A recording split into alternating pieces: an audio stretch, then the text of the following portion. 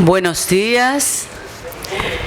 Nuevamente hoy estamos aquí, todos muy satisfechos, nosotros agradecidos de que nos hayan acompañado y hayan atendido, hayan sido receptores de nuestra dinámica de trabajo, incursionando en estos cursos. Hoy culminamos este proyecto, el de este año, porque para el año que viene ya tenemos agendado otros cursos muy interesantes y de diferentes ópticas. Para nuestro objetivo principal de este curso está enmarcado dentro del plan de trabajo de la Junta Directiva, elaborado por la presidenta doctora Muquien, y este curso tuvo una fundamentación importante.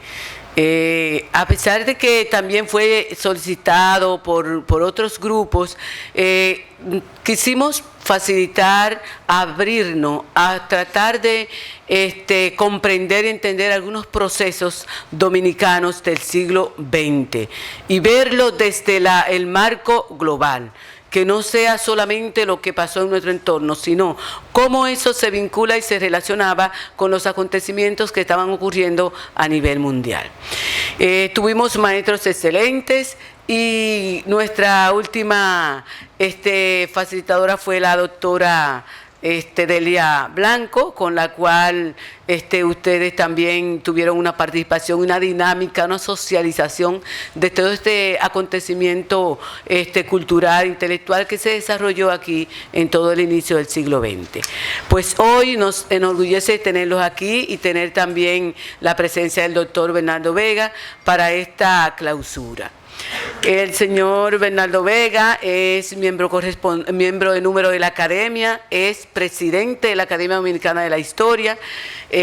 Como todos sabemos, tiene una gran amplia data en todo el conocimiento de la economía, un profesional eminente, destacado, representativo de nuestro país y de nuestra academia.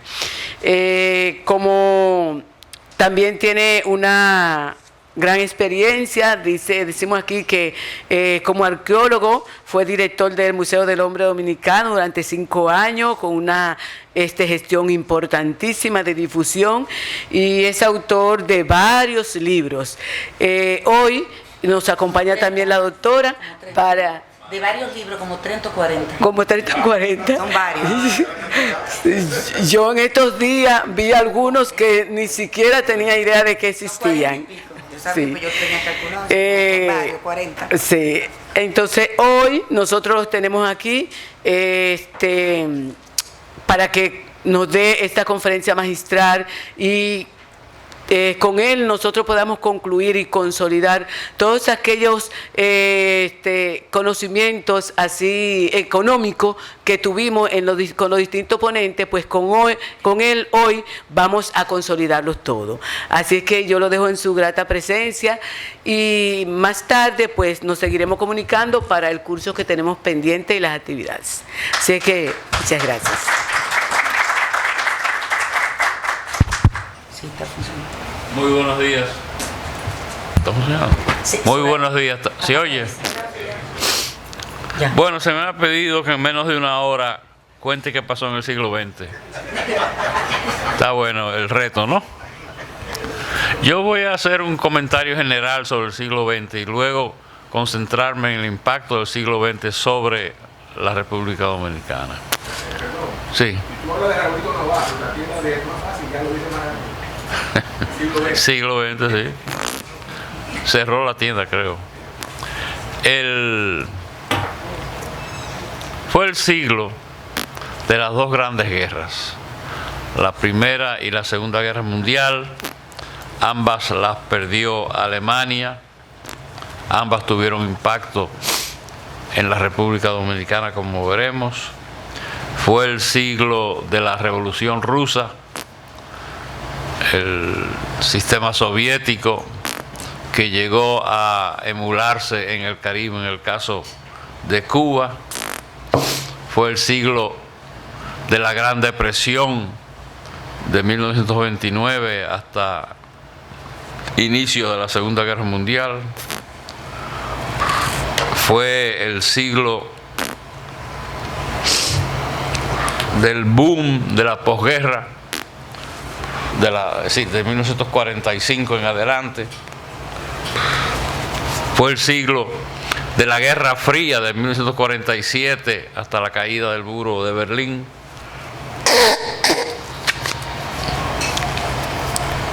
Fue el siglo en que el hombre llegó a la luna. Fue el siglo de grandes desarrollos tecnológicos que impactaron el mundo entero.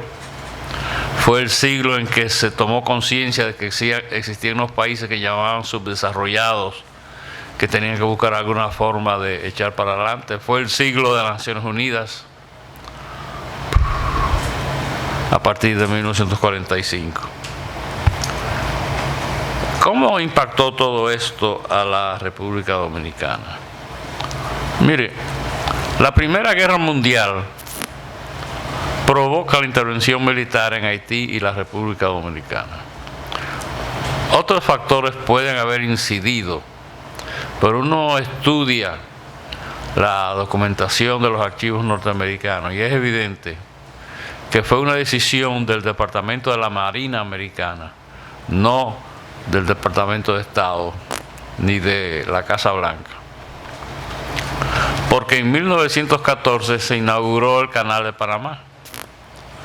Un año siguiente, en el 15, vino la intervención Haití y en el 16 la intervención dominicana. Tenían que tomar control militar de la isla porque la percibía como el sitio a través del cual los alemanes podían tomar el control del Canal de Panamá. En esa época Estados Unidos tenía dos flotas navales, una en el Pacífico y otra en el Atlántico. Apenas a partir de 1914 podían ellas ir de un sitio a otro. Los soldados que fueron enviados a Haití y la República Dominicana eran de los de menor calidad profesional, porque lo más importante, estaban luchando en Europa. Se podrá argumentar que, como argumentan algunos, que realmente el propósito de la intervención fue ayudar a la industria azucarera. Indudablemente ayudó a la industria azucarera a promover la inversión americana en el país, que realmente no hubo inversión que no existiese antes de la intervención, que era garantizar el repago de la deuda. Bueno, eso estaba ya garantizado desde 1905 con el control de las aduanas por parte de los americanos. Y la Segunda Guerra Mundial tuvo un gran impacto en la República Dominicana. Por un lado, vino la migración de 700 y pico de judíos a Sosúa. Trujillo se comprometió en la reunión de Evian de recibir a 100.000. Llegaron apenas 700 y pico. El agregado militar, perdón, el agregado naval norteamericano, que en aquella época representaba el FBI, como parte de la histeria de la guerra, le sugirió a Trujillo que parara la inmigración de judíos porque podía haber quintacolumnistas entre ellos. Y eso fue uno de los factores que paralizó esa inmigración. También fue, aunque no tuvo que ver directamente con la Segunda Guerra Mundial, pero sí con la Guerra Civil Española, la llegada de una gran cantidad, 3.000 y pico de inmigrantes republicanos españoles que tuvieron un gran impacto en lo cultural, como ustedes saben, pero también en lo político. Yo tengo un libro llamado La migración española del 39 y los inicios del marxismo-leninismo. Se vende a buen precio de reventa. No, ahora con la fotocopia ya. Y influyeron sobre los marxistas dominicanos de la época, sobre todo después de la victoria de los aliados en la Segunda Guerra Mundial. También la Segunda Guerra Mundial provocó una gran escasez de goma de automóviles, de harina de trigo, Los submarinos alemanes merodeaban el Caribe, hundían barcos, incluyendo barcos dominicanos, pero los precios del azúcar, café y cacao subieron mucho de valor por la escasez, y eso ayudó al desarrollo económico del boom de la posguerra. También la misma dificultad de importar por la presencia de submarinos alemanes estimuló ya la política de sustitución de importaciones a través de la industrialización. Es durante la guerra que se comienza a construir la fábrica de cemento, por ejemplo, y otras. Los sobrantes de guerra militares permiten comprar armamentos y aviones para Cayo Confites, y también para las expediciones del año 49 de Luperón. En la Segunda Guerra Mundial lucharon unos 300 personas de origen dominicano que se entrenaron militarmente.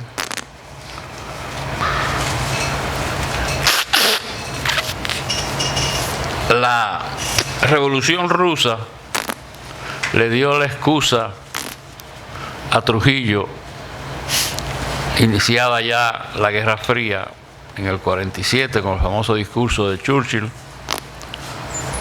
a definirse como el campeón del anticomunismo. Y cuando surge Fidel Castro, el fulcro del tema del marxismo y la Guerra Fría se concentra en el Caribe. Yo siempre he dicho que si Trujillo hubiera desaparecido en 1951, digamos, o 52, la transición hacia un proceso democrático hubiera sido mucho más fácil que como ocurrió, pues Trujillo desapareció 6 semanas después del fracaso de Bahía de Cochinos o Playa Girón, y Juan Bosch salió electo 4 semanas después de la crisis de los misiles. Entonces el síndrome de una segunda Cuba, de que la República Dominicana podía en la transición post-Trujillo también devenir comunista, orientó toda la política norteamericana, estimuló la intervención militar del 65, el apoyo a Balaguer, etcétera, etcétera. La Gran Depresión de 1930 impactó muchísimo la economía dominicana. Si usted ve las estadísticas de importaciones y de exportaciones, notará la gran disminución en ambas, la gran disminución en los ingresos fiscales, que provocaron atrasos en el pago de la nómina. Cuando Trujillo gana, entre comillas, las elecciones de 1930, la Constitución de esa época establecía que el Congreso tenía que ratificar la victoria del que ganase las elecciones. Y el Congreso era horacista, pero hacía 4 meses que no le pagaban. Y Trujillo dijo que le iba a pagar con tal de que lo aprobaran. Y le aprobaron. Un ejemplo del impacto muy negativo de la gran recesión de 1930.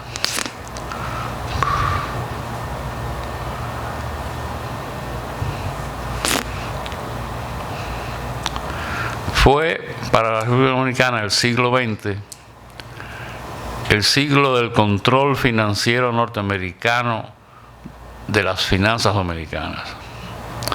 A partir de 1905 y hasta 1947, las aduanas eran manejadas por funcionarios del Departamento de Interior de los Estados Unidos para garantizar que de la recaudación se separaban suficientes fondos para cumplir con el próximo vencimiento de los bonos soberanos de la época que había emitido el gobierno dominicano.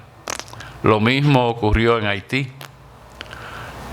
En los puestos fronterizos de Dajabón y Jimaní y Elías Piñas, eran americanos de ambos lados de la frontera quienes recaudaban los impuestos.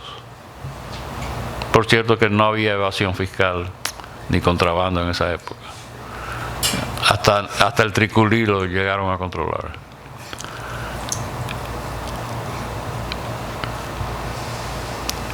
Los bonos soberanos dominicanos,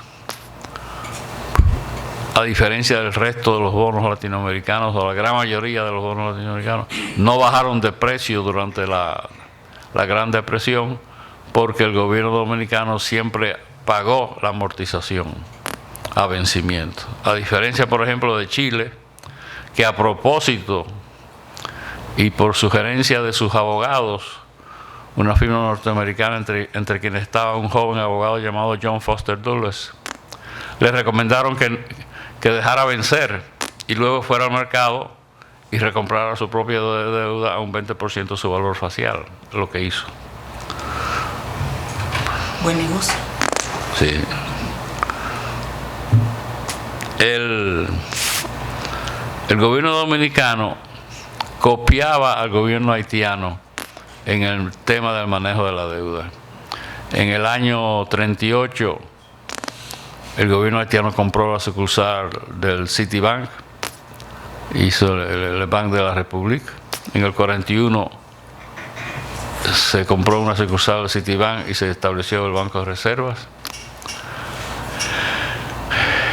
En el 41, primero Haití, después la República Dominicana, firmaron acuerdos bajo los cuales hubo un cambio cosmético en la forma de control financiero. En vez de cobrarse la parte que correspondía a amortizar la deuda externa en las aduanas, los funcionarios norteamericanos abandonaron las aduanas y eran los dominicanos que la cobraban, pero en el Banco de Reservas manejaban un par de americanos la cuenta República Dominicana, que era la única donde se nutrían los ingresos fiscales, y ahí separaban la cantidad de dinero necesaria para amortizar la deuda. Hasta el año 47, cuando Haití de pronto anunció, en el gobierno del Scott, que iba a repagar la deuda externa, y Trujillo, para evitar que fuese Haití el primero que repagase su deuda externa, lo hizo de una forma contraria a lo sugerido por sus asesores Henry Wallach y Robert Triffin, que era: emita los pesos dominicanos a cambio de dólares, saque todos esos dólares de circulación, el pueblo va a aceptar unos pagarés en pesos.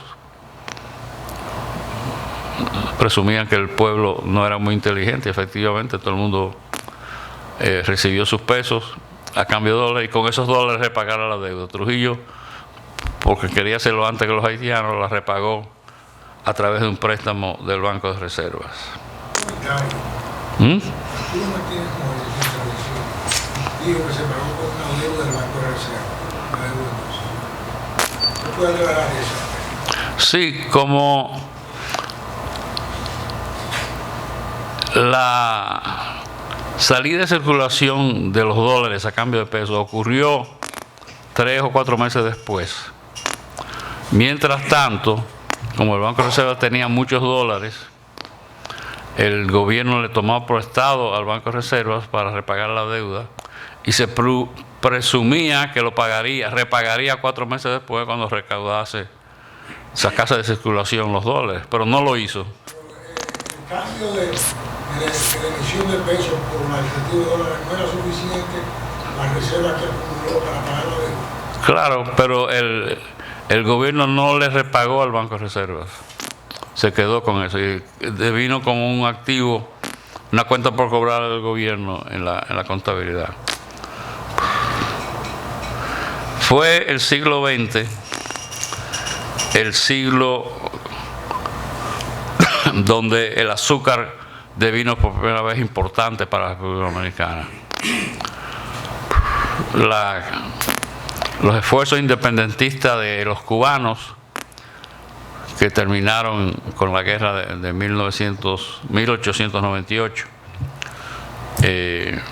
produjeron movimientos de capital de elementos conservadores cubanos hacia la República Dominicana.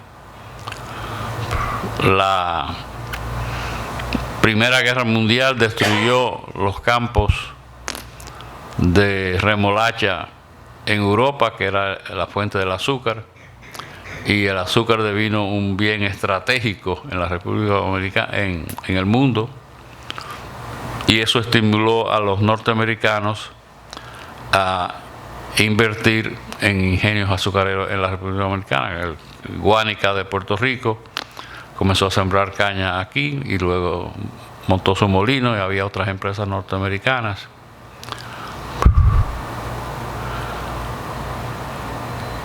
Y al surgir la producción azucarera esencialmente en la parte este del país, que era la parte despoblada, no tuvieron éxito los norteamericanos en llevar población dominicana a cortar caña. Trajeron puertorriqueños, pero estaban sindicalizados, hacían huelgas.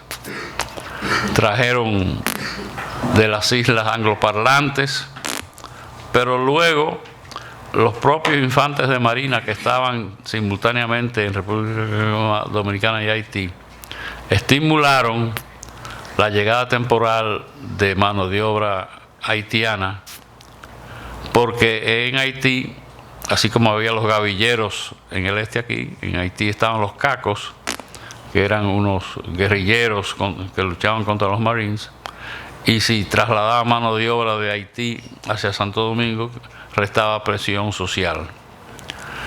Y desde entonces los haitianos cortan la caña dominicana.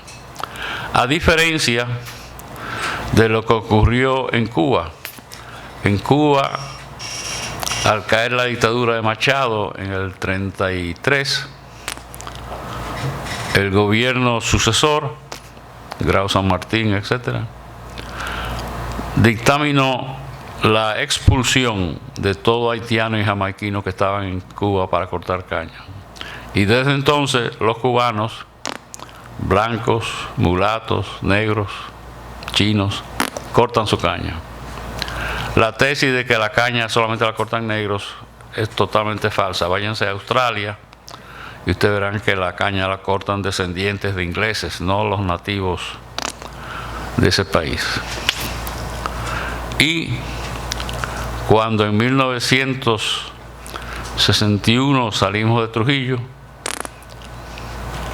un Trujillo que en 1937 ordena asesinar alrededor de 4.000 haitianos, y quien había devenido ya en el 60-61 en el principal empleador de haitianos en el país, al haber adquirido 12 de los 16 ingenios que existían en el país, el gobierno sucesor, el Consejo de Estado, no hace como el de Cuba y decide que los dominicanos corten su caña y deporta a los haitianos. Todo lo contrario, el mayor empleador de haitianos entonces lo es el gobierno dominicano, dueño de los ingenios azucareros.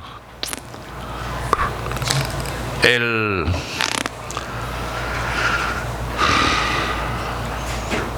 tema de la cuota azucarera norteamericana también por primera vez deviene en algo importante para la República Dominicana. Debido a los acuerdos de 1898, al vencer los americanos a los españoles y tomar mucha injerencia en Cuba, se estableció un sistema de cuota azucarera preferencial a favor de Cuba, también Hawái, que era territorio norteamericano, Filipinas, donde también había estado, pero no se otorgaba a la República Dominicana, a pesar de los esfuerzos de Trujillo, como ya dueño de la 2/3 parte de la producción de caña del país. Y es con la caída del régimen de Batista y el surgimiento de Fidel Castro, que los norteamericanos quitan la cuota azucarera cubana, la reparte y le toca a la República Dominicana. Entonces, para la República Dominicana, en los años posteriores a la caída de Trujillo, el conseguir la cuota azucarera devino en el principal objetivo político frente a los Estados Unidos, por el impacto que tenía sobre los ingenios estatales y privados y la balanza de pagos. Balaguer en un discurso dijo públicamente que si para conseguir la cuota él tenía que renunciar, él estaba dispuesto a renunciar. Y mandábamos a Miss Azúcar a Washington en traje de baño ahí. Miss Azúcar. Sí, ahí, Miss Azúcar. Sí. A buscar cuota, y todo era asunto de conseguir cuota. Y Bloodhorn fue a ver a Nixon a instancia de Bloodhorn, era el dueño del Central Romana de la época, para pedir cuota. Y ya en los últimos 2 o 3 años de Trujillo, él sobornó a congresistas del sur de los Estados Unidos para conseguir cuota, y eso se hizo evidente con los papeles que se consiguieron en los archivos de Trujillo aquí. El Tazul publicó eso en la prensa y se armó un gran escándalo. Ya nadie habla de la cuota azucarera. Existe, la tenemos, pero es más rentable para los ingenios, ya todos privados, vender dentro de la República Dominicana, porque el precio que tenemos que pagar por el azúcar es mayor que el precio del mercado mundial o el norteamericano, y no se puede importar. Entonces ya la cuota es, por razones políticas, más importante es esa. Ya no se exporta al mercado mundial, a pesar de que la producción de caña aumenta, y el proceso de mecanización del corte de la caña tampoco va hacia adelante, pues hay suficiente mano de obra para hacerlo. El sistema monetario que se estableció en 1947 es de suma importancia para la historia dominicana. Antes teníamos el dólar norteamericano, a veces teníamos la moneda de México, pero ya para 1947, la propaganda de Trujillo es que estableció la moneda nacional como algo insólito, ¿no? Ya en 1947, tan solo 3 países de América Latina no tenían su propia moneda y su propio banco central. Fuimos de los últimos. Y se estableció el peso oro ligado al dólar norteamericano.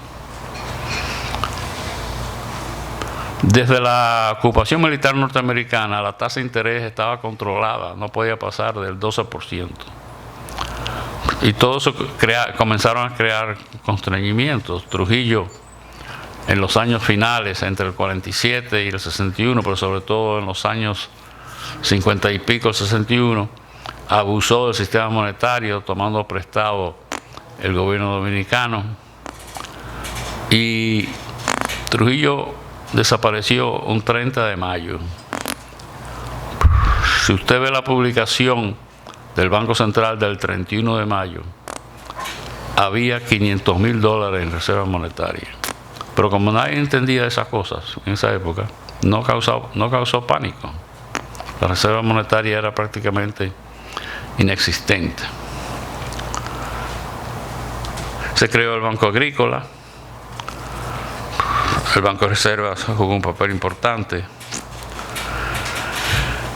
La dictadura de Trujillo, yo la he definido como son 31 años y una generación son 30 años. Es el periodo de la generación perdida. Sí, durante 31 años, la juventud de este país no pudo expresarse, no pudo ir a estudiar afuera, no podía leer libros prohibidos, no podía tener contacto internacional sobre lo que estaba pasando. Las estaciones de radio extranjeras estaban censuradas, no se podían oír. Estábamos totalmente aislados. Y si uno se destacaba mucho, corría un peligro, así que mucha gente dejó de invertir por miedo a la dictadura. Para no hablar de la cantidad de personas que murieron. ¿Cuántas personas murieron durante la dictadura de Trujillo por razones políticas? 2.000, 3.000. Nadie ha querido hacer el conteo, pero excluyendo los 4.000 haitianos, yo diría unos 3.000 dominicanos. Gente muy buena, mucha gente de clase media, de clase humilde.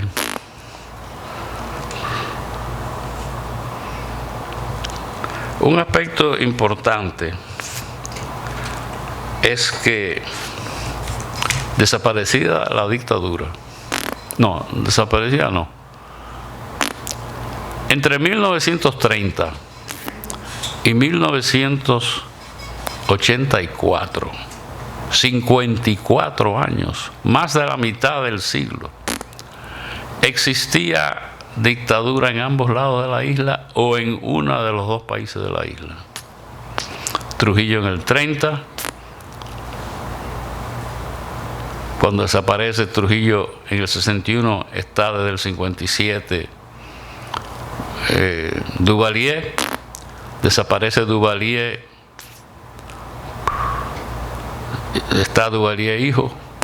Es en el 84 cuando por primera vez hay cierta democracia en ambos lados de la isla. Y eso es lo que provoca o lo que permite el flujo de inmigrantes haitianos hacia la República Dominicana, porque la frontera deviene el ejército haitiano que controlaba el paso de la gente a cambio de que le dieran dinero, desaparece.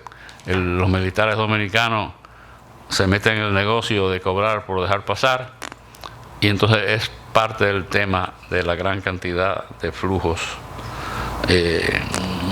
migratorios haitianos. La República Dominicana, junto con Nueva Guinea, Tierra del Fuego, Chipre, San Martín, son prácticamente las únicas islas del mundo. Nueva Guinea son prácticamente las únicas islas del mundo que comparten dos países. Entonces, y en el caso dominicano es una isla pequeña, lo cual es parte del gran problema dominicano. La transición política de 1961 se caracterizó por la gran dependencia de decisiones de los Estados Unidos.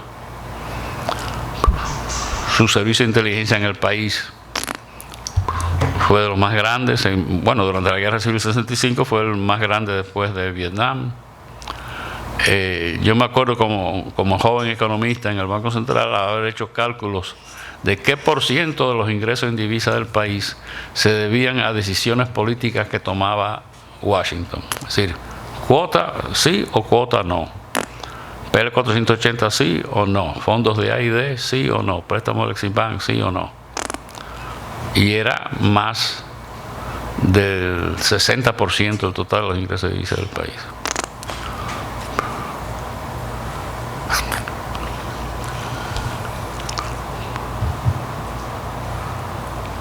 Y todo dentro de este concepto del síndrome de una segunda Cuba.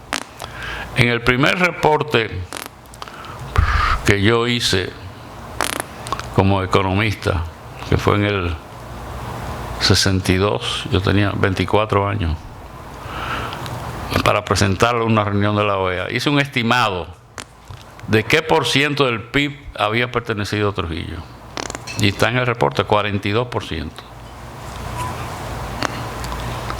Es decir, el 63% de todo el azúcar que se producía en el país, el 67% del cemento, el 73% del papel, 86% de la pintura, el 72% de los cigarrillos.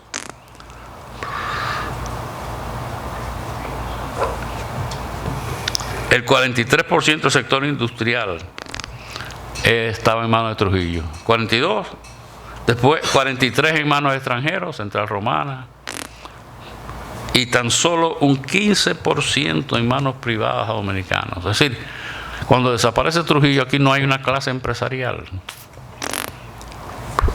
Ha progresado en América Latina, a pesar de la depresión de los años 30. Pero aquí no hay industrial, comienzan a montar industria bajo la ley de incentivo industrial, luego la zona franca, etc. ¿Y qué hacer con esa empresa del Estado? Devino en un tema importante, si privatizar, si no privatizar. Se decidió no privatizar y hoy día esas industrias no existen. Es decir, entre la corrupción, la ineficiencia, la politización, además que muchas de ellas nunca tuvieron un departamento de ventas porque eran monopolios.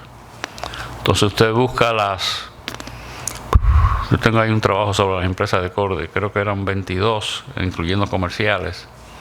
Ninguna existe. Molinos Dominicanos, sí, porque fue privatizado. Y los cigarrillos de Santiago, que fue privatizado. Los ingenios que eran del Estado fueron vendidos al sector privado.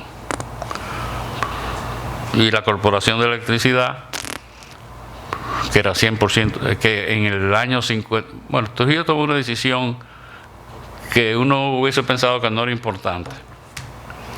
En el año 31 estaba tan mal la economía y los ingresos fiscales que Trujillo vendió la compañía estatal de teléfonos. Y desde entonces el teléfono aquí es privado y todos tenemos un celular que funciona muy bien. En el año 52, creo que fue, Trujillo compró la compañía eléctrica a una empresa norteamericana. Y de entonces la electricidad la producía el Estado. Es decir, el chiste era que cuando había un apagón antes de la nacionalización, esos malditos americanos, ahora con un apagón el jefe nos permite ver la luna. Bueno. Y desde entonces tenemos problemas en el Estado. En el año 96 se privatizaron la generación y la distribución, pero eso duró muy poco. 96 no, 97 creo que fue. Eso duró muy poco. En el gobierno de Hipólito Mejía se estatizaron otra vez las distribuidoras. Y ahora con Catalina el % de la producción estatal será altísima. Fue el siglo XX, el siglo cuando volvimos a acordarnos lo que estaban haciendo los españoles a partir de 1492, que era buscando oro. Y la mina de oro, ahora de la Barrick, fue explotada por los españoles en 1520. Es decir, devenimos en una economía de oro. Pero lo más importante en cuanto a transformación era que hasta los años 80 del siglo pasado éramos un país agrícola. Hoy día el sector agrícola, el % de la población que está en el sector rural no pasa del 30%. 20, por ahí, sí. Y si tú tienes motocicleta, como tenemos todos los que vivimos en las zonas rurales, tú estás en la zona urbana en un ratito. De ser una economía agrícola y de industria, a partir de los años 80 hemos devenido en una economía de servicios. Las remesas, el turismo, las telecomunicaciones, lo cual tiene enormes implicaciones porque ya el uso del músculo como forma de trabajar en la agricultura o en la industria está siendo sustituido por el uso del cerebro en la economía de servicios.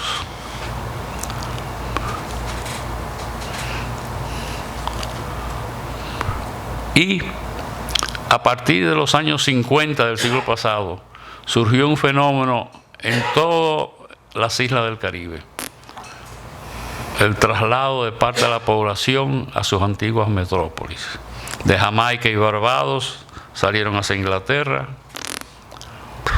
Con los cambios políticos en Cuba, los cubanos migraron hacia Estados Unidos y otras partes del mundo, y la República Dominicana, sobre todo a partir de 1965 y la Guerra Civil, migraron hacia los Estados Unidos. Entonces, el tener un % de la población tan alta, alrededor de un 10%, viviendo fuera del país, tiene implicaciones no solamente económicas en términos de remesas, sino políticas. Es decir, ¿a quién le interesa en el gobierno norteamericano si hay violaciones de derechos humanos en la República Dominicana? A un congresista llamado Espaillá, de origen dominicano. Es decir, así como hay congresistas de origen cubano, como Rubio y el de Nueva Jersey, ya tenemos un dominicano y tendremos más. El voto de los... Texas. Texas, Texas. El senador de Texas, que es cubano. No, Rubio, en la Florida. Cruz de Texas. Ah, bueno, Cruz. Está Rubio, está Cruz, está el de Nueva Jersey, que lo sometieron a la justicia por un lío aquí en la República Dominicana. Y volvió y ganó. Y dicen que va a presidir otra vez el Comité de Relaciones Exteriores. El voto dominicano es importante. Entonces, el % de la población dominicana que vive en el extranjero es de los más bajos entre las islas del Caribe. Es decir, más puertorriqueños viven fuera de Puerto Rico, más cubanos, más jamaiquinos. Pero aún así es extremadamente importante. Y por eso la política migratoria norteamericana, a diferencia de lo que era la cuota antes, de pronto se convierte en el tema que interesa a los dominicanos.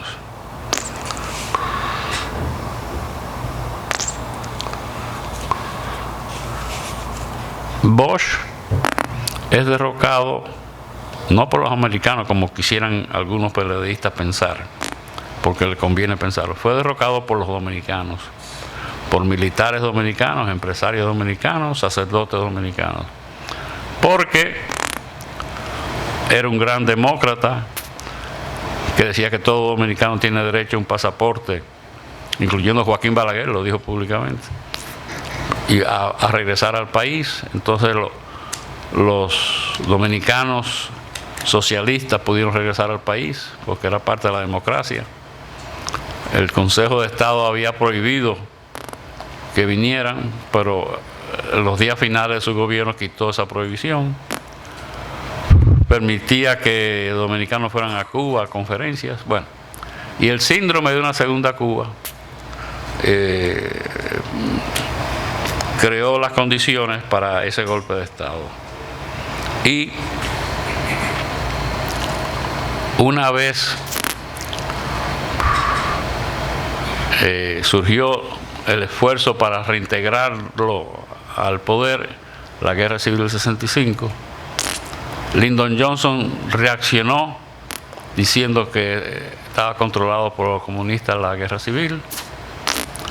Juan Bosch desde San Juan dijo que aquí no había suficientes comunistas para manejar un pequeño hotel. Esa fue la frase que él usó.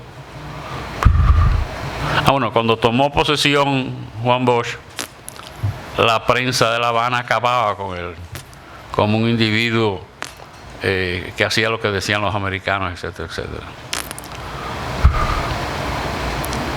Yo di una conferencia en Austin, donde está la biblioteca de Lyndon Johnson, y la di en un momento que yo era embajador, entonces conocía bastante gente en Washington. En resumen, me pidieron que diera una conferencia.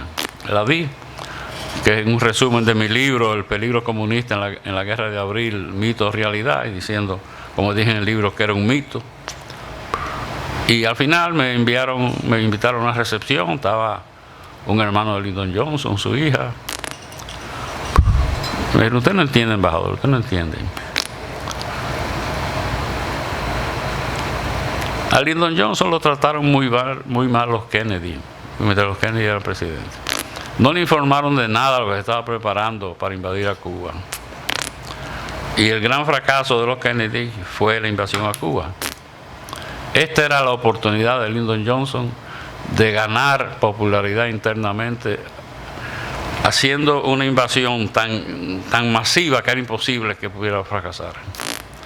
Fíjese que en las encuestas que se hicieron, lo aprobaron. Cuando él fue a la reelección, el tema de la invasión de Santo Domingo nunca fue tratado, el tema era Vietnam. Era una razón de política interna, la razón de esa intervención. Pero esa intervención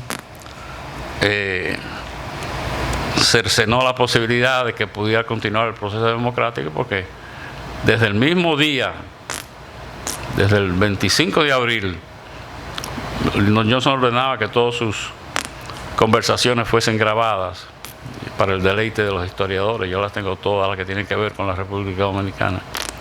Él le dijo a Thomas Mann, ¿cuál es la solución en Santo Domingo? Mann le dijo, poner a Balaguer, pongan a Balaguer.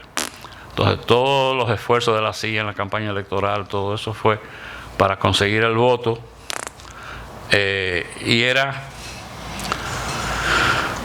la gran diferencia fue que Juan Bosch en el 62 dijo borrón y cuenta nueva, y se llevó todos los votos trujillistas, todo lo que tenía el problema de conciencia que habían servido a Trujillo, y Balaguer representaba la parte, digamos, entre comillas, buena del trujillismo, y se llevó esos votos. Pero además hubo mucho, Bosch no podía salir de su casa, la CIA apoyó con mucha logística y propaganda, etcétera, etcétera.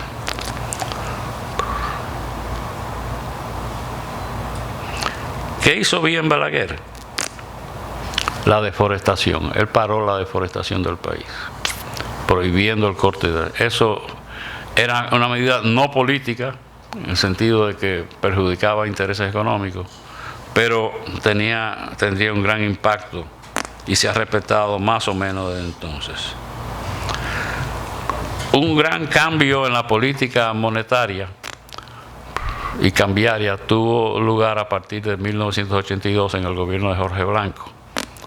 Hasta ese momento existía $1 por $1 y un mercado negro donde se cotizaba a unos 15, que se vendía en casas de cambio ilegales, y se mantenía la tasa de interés máxima del 12% del tiempo de la intervención americana, de la primera intervención americana. Y se adoptó en ese momento, que es lo que se llama la década perdida. 14 países de América Latina firmaron acuerdos con el Fondo Monetario, ninguno lo pudo cumplir, incluyendo la República Dominicana. Se adoptó un tipo de cambio fluctuante y único, y se traspasó al sistema bancario formal el manejo de las divisas, y eso desde el 84 permanece. Es un gran cambio, digamos.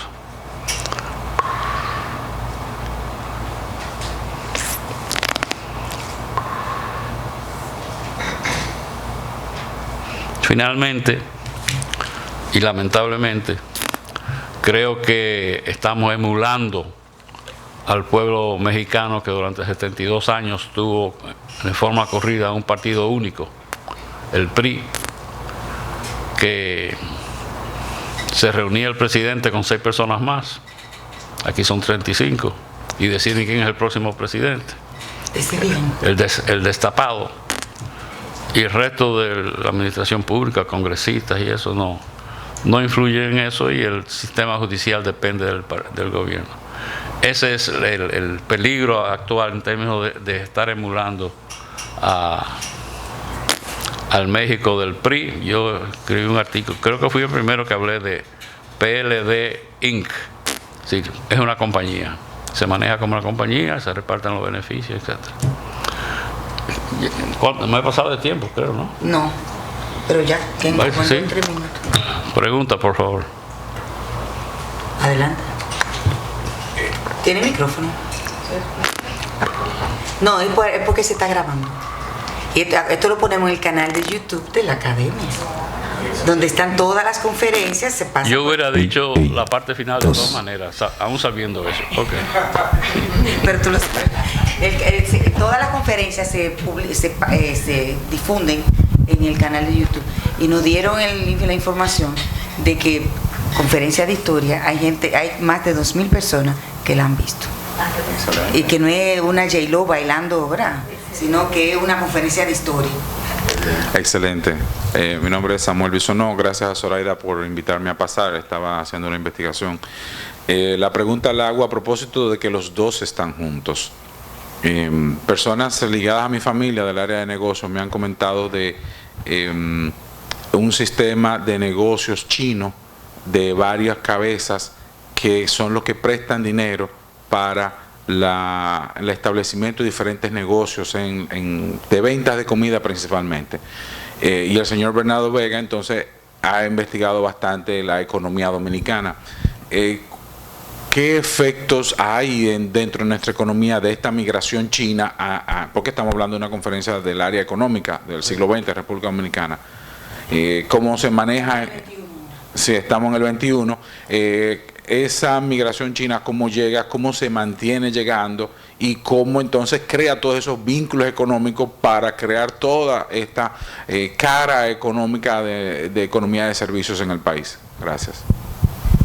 Bueno, la migración china ha sido hasta ahora bastante reducida, sobre todo en comparación, y fluctúa mucho en comparación con Cuba, por ejemplo, o California. Se han concentrado en los servicios, como es típico de la inmigración china. Restaurantes. Hubo en los 80, hubo mucha inversión china en industrias en zona franca, pero eso duró como 10 años y se fueron. Eso era buscando pasaportes. Sí, Es decir, se fueron. A un truco que es que si tú vienes aquí desde China, estás suficiente tiempo, inviertes en bienes raíces, te ponen en la cola para conseguir residencia americana. Pero creo que eso ya no existe. No, ya no. Fue los años 80. Él hizo una pregunta con el asunto. Ese fenómeno todavía no ha sido estudiado, porque eso es de los últimos años.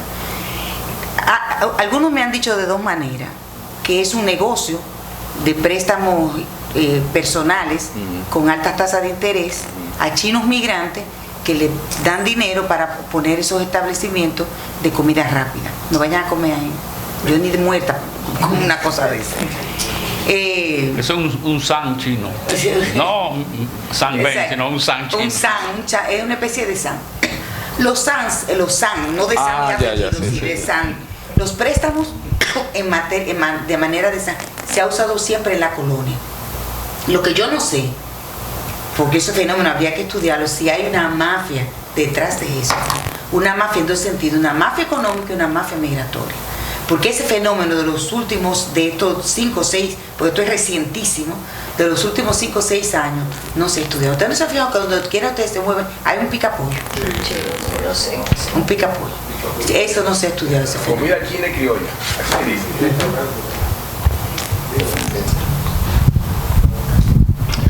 Con relación al mismo tema del asunto de los pasaportes, cuando Hong Kong iba a terminar el contrato de Inglaterra con el territorio de Hong Kong con los chinos, muchos chinos de Hong Kong que tenían cierta autonomía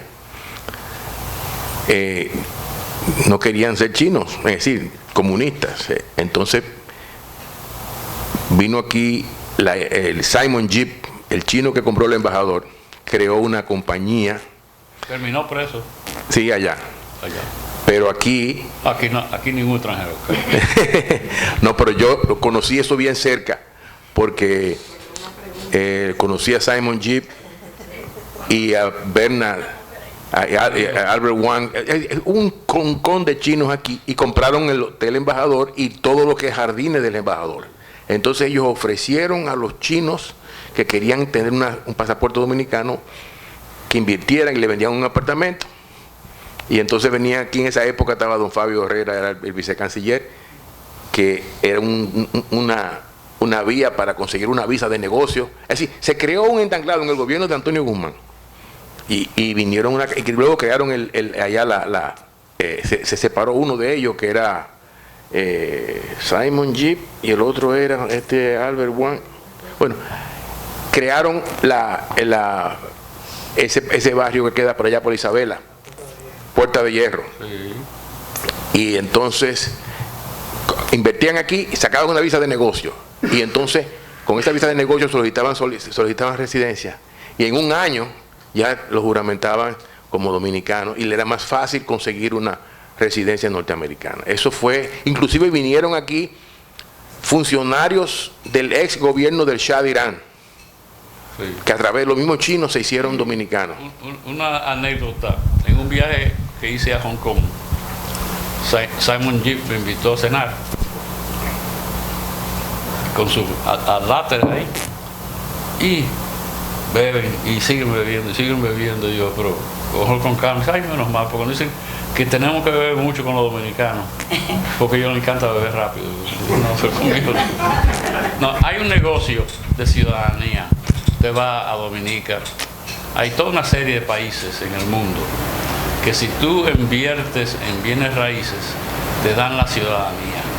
Y son esencialmente ex colonias inglesas, porque bajo los acuerdos con Inglaterra, automáticamente tienen derecho a residencia en Inglaterra. Entonces, digamos, un ruso compra un solar en Dominica y ya se puede ir a vivir a Mayfair en Londres, que es donde le encanta a los rusos vivir, a no ser que te pongan una de esas inyecciones que están poniendo ahora. La última, sí, adelante. Sí, un saludo al conferenciante. Yo soy ¿A mí también? Sí, mi amor, pero es que lo tuyo es eterno, tú lo sabes. Entonces, Claudio Cabrera es mi nombre. Dos aspectos me interesaron de destacar de lo que usted mencionó. Usted se refirió a la era de Trujillo, las bajas que probablemente han habido. En eso de bajas siempre no ha habido mucha investigación tampoco, porque fueron cosas que se hacían incluso a escondidas y que todavía no han salido a relucir más o menos con cierta claridad. La matanza de Haitianos se habla que 60.000, se sabe que no se fueron tanto, que fueron más o menos 6.000, 10.000 o 4.000 como usted dijo.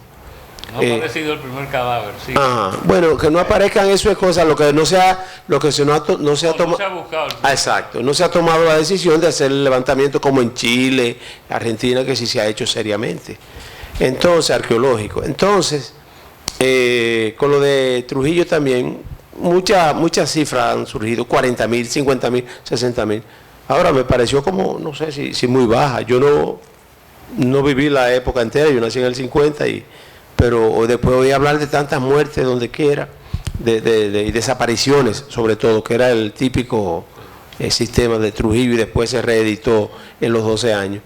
Entonces, bueno, no desespere, que hay tiempo la historia tiene tiempo para todo.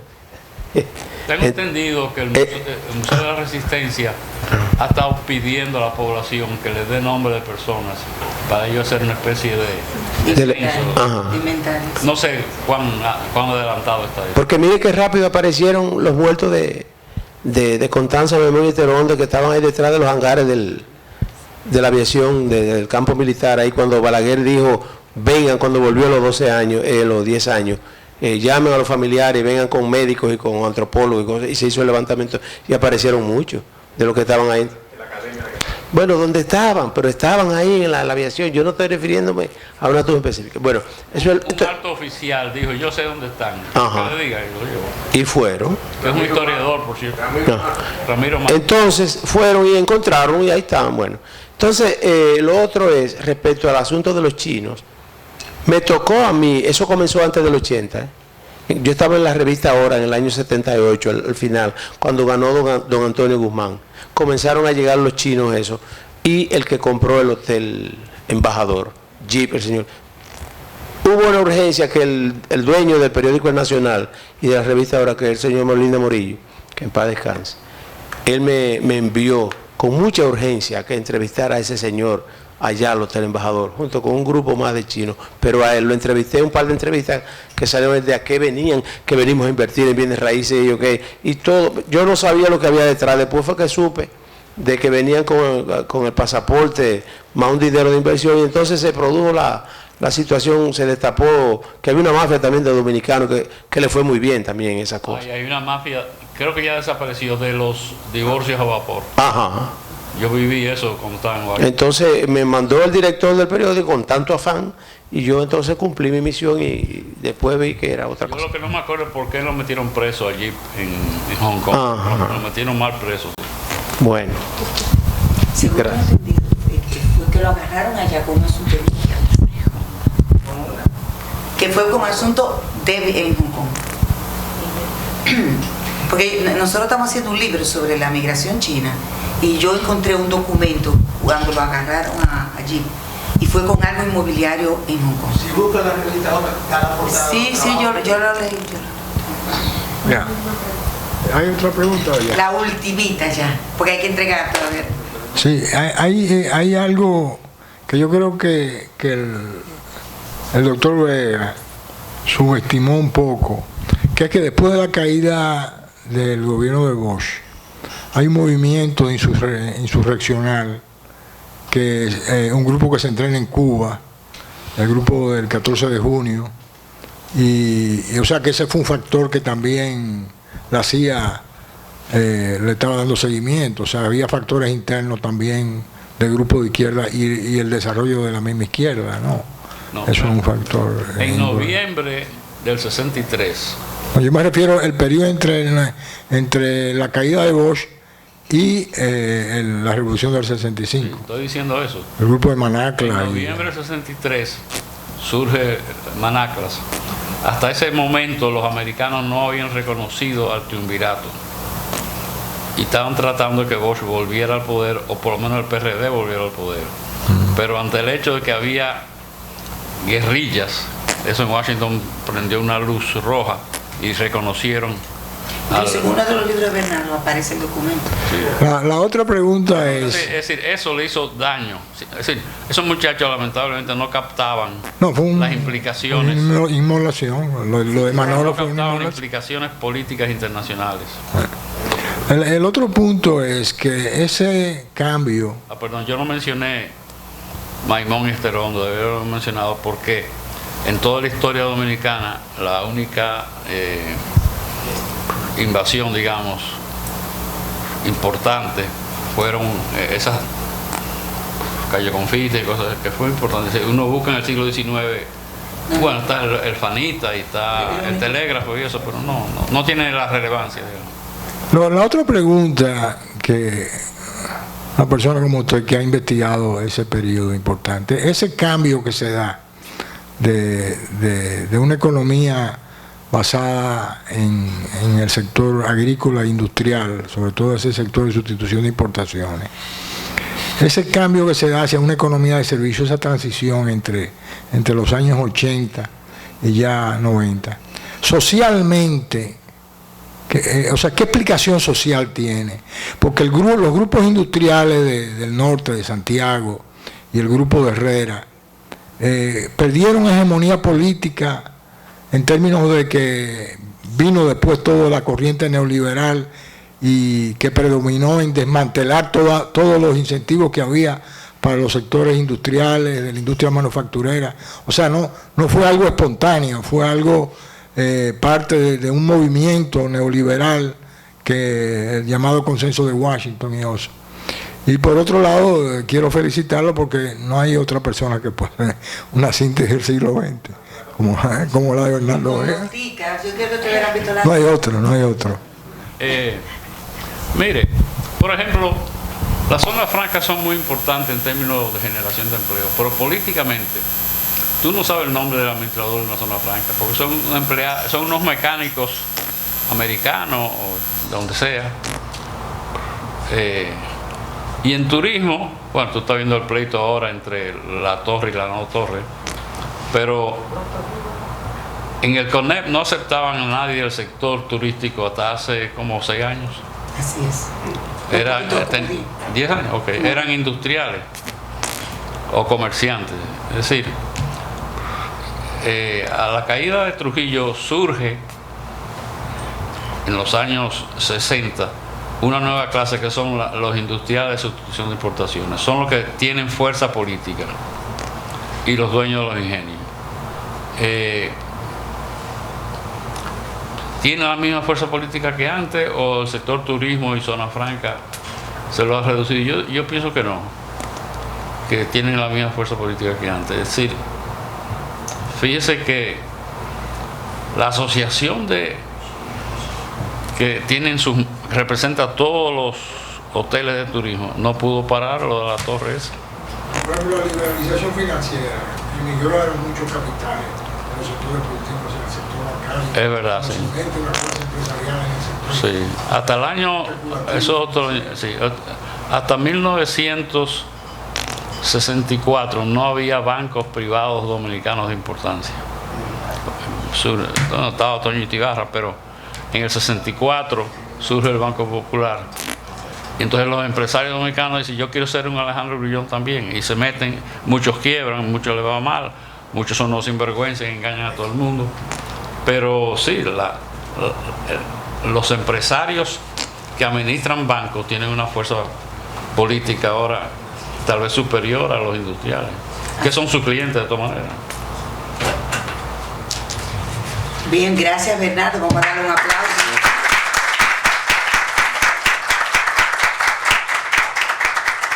Bernardo vino de viaje hace poquito, yo creo que hace 2 días, ¿verdad? Me cogí una tormenta en Nueva York. Fui a un congreso, es interesante, la diáspora. Ya hay dominicanos de tercera generación, ciudadanos americanos, que tienen doctorado de Yale, de Harvard.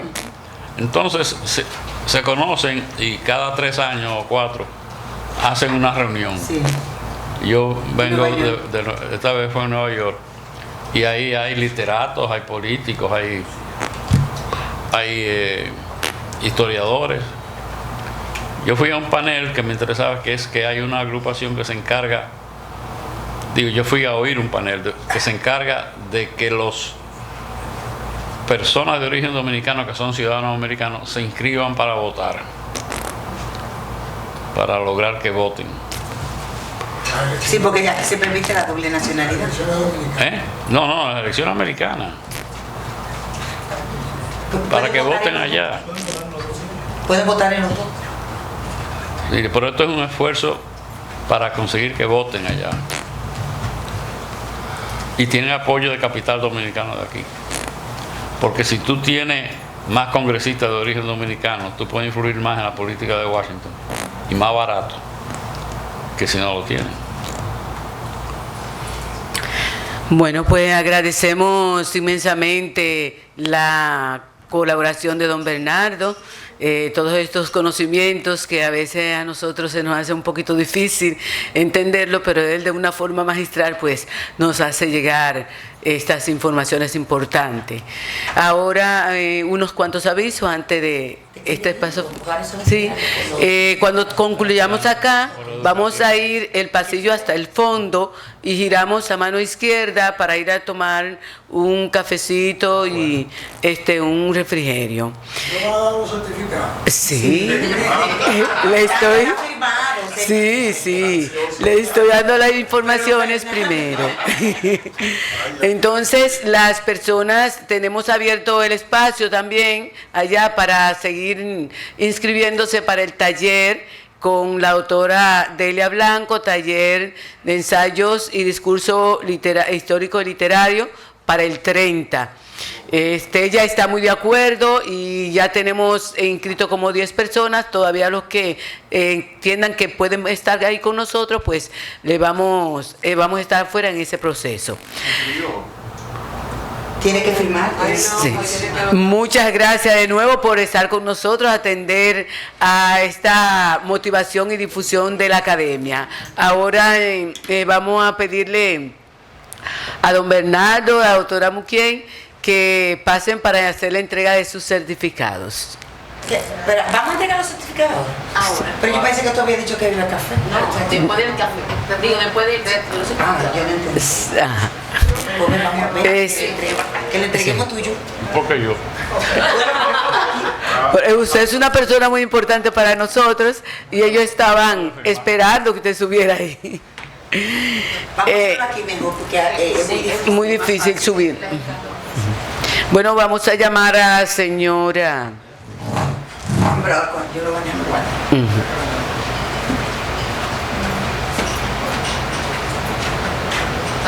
Espérate.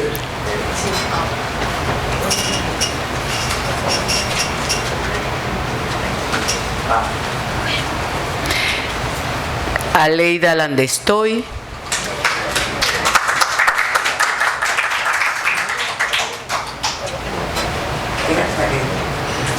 La foto, espérate.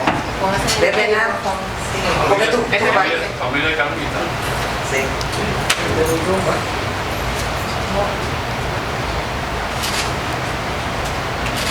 Bien, gracias. Carlos Manuel de Rosario Guzmán. Carlos no falla. El hermano Lali. Carlos es fijo. ¿Cómo tú estás? Ay, ay, ay. Sí. Carlos es profesor de lo. Estamos en el ambiente De educación. César Antonio Cuevas Pérez.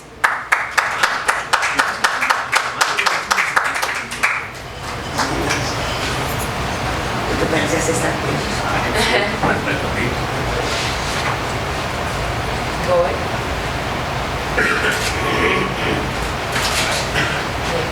Claudia Pellerano Elú.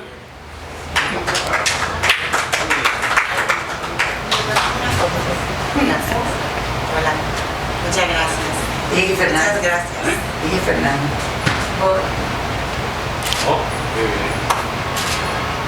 Cuéntamelo. No, mi hermana, tiene 8 años, gracias. Claudio Cabrera Esteves. Un joven periodista. Un joven periodista. Un joven periodista. Silencio, por favor, eso me perjudica.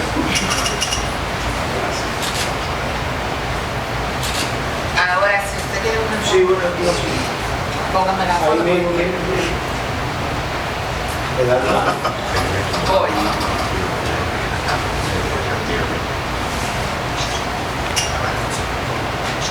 Gracias. Cristina Irene Suárez de Rivas.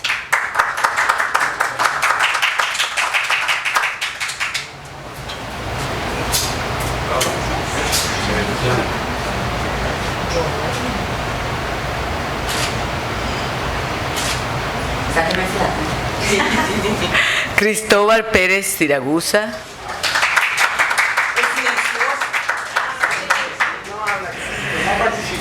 No, me mandaron a callar. Silencioso, pero. Lo tiene otro.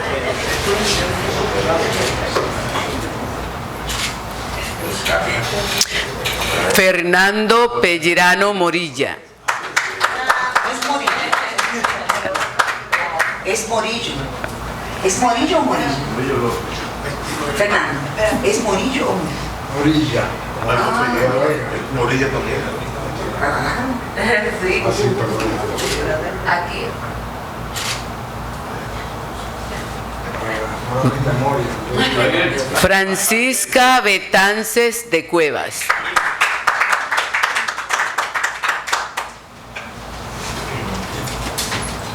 La graduación.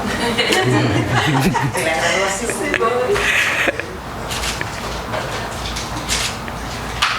Sí. Herardo Suárez Díaz.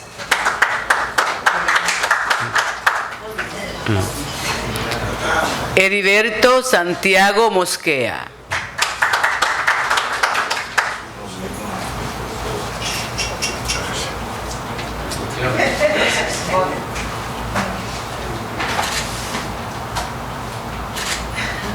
Bien. Isidro Alejandro Santana.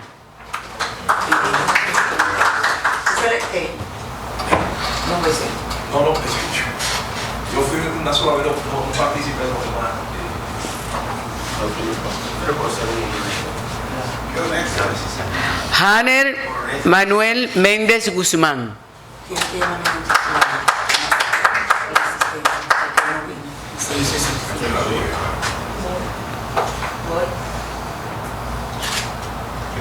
Bien hecho.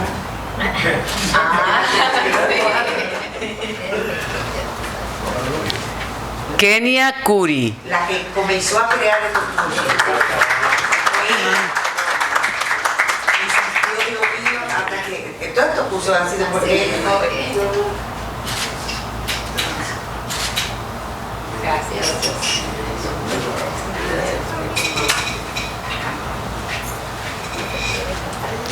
Marcelino Paredes Ogando.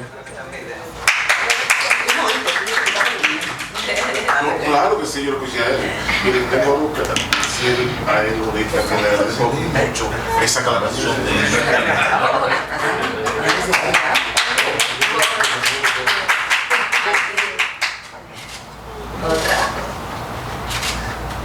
Gracias. Máximo de la Cruz Olivares. De la Rosa. De la Rosa Olivares.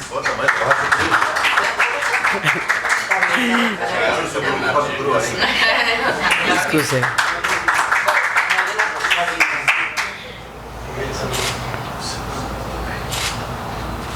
Denme una misma, por favor.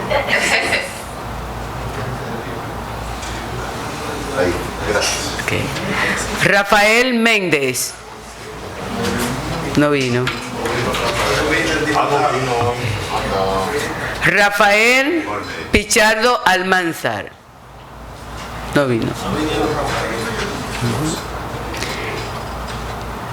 Cifrido Pastrano Lamboldia.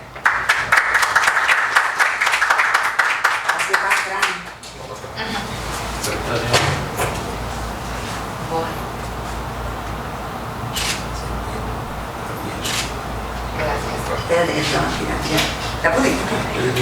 Yo la tiré. Ok. Varinia Camaño Campos.